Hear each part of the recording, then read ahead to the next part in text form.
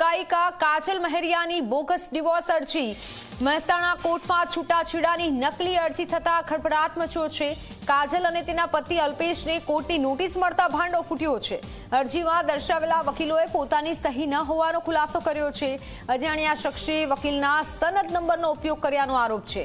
અરજીમાં કાજલ 12 મહિનાથી પિયરમાં રહેતી હોવાનો ખોટો દાવો કરાયો।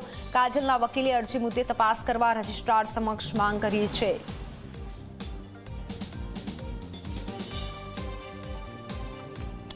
ઓનલાઈન પર સંવાદદાતા તેજસ જોડાઈ ચૂક્યા છે કે તેજસ, જે રીતે આ ખોટી અરજી થઈ છે, કાજલ મહેરિયા તરફથી પણ કહેવામાં આવ્યું છે કે આ ખોટી અરજી છે, વકીલ તરફથી પણ કાર્યવાહી શરૂ કરવામાં આવી છે, શું છે આ સમગ્ર મામલો?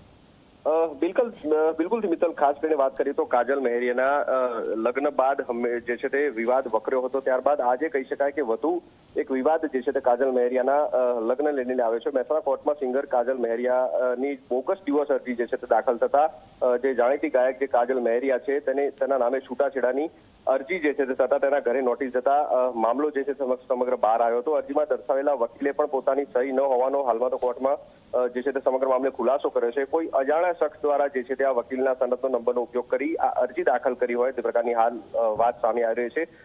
અરજીમાં કાજલ 12 મહિનાથી પિયરમાં રહેતી હોવાનો પણ જે છે તે એક ખોટો દાવો કરવામાં આવ્યો છે। હાલમાં તો કાજલના વકીલે શંકાસ્પદ અરજી મામલે મહેસાણા એ ડિવિઝન પોલીસ સ્ટેશન ખાતે જે છે તે તપાસ માટે જે છે તે અરજી દાખલ કરી છે। પરંતુ કહી શકાય કે લગ્નના બાદ જે વિવાદ સર્જાયો હતો ત્યારે હવે ખોટા ડિવોર્સની બોગસ ડિવોર્સની અરજી થતા હાલમાં તો આ મામલો ભારે ચર્ચાસ્પદ બન્યો છે। જી મિત્તલ।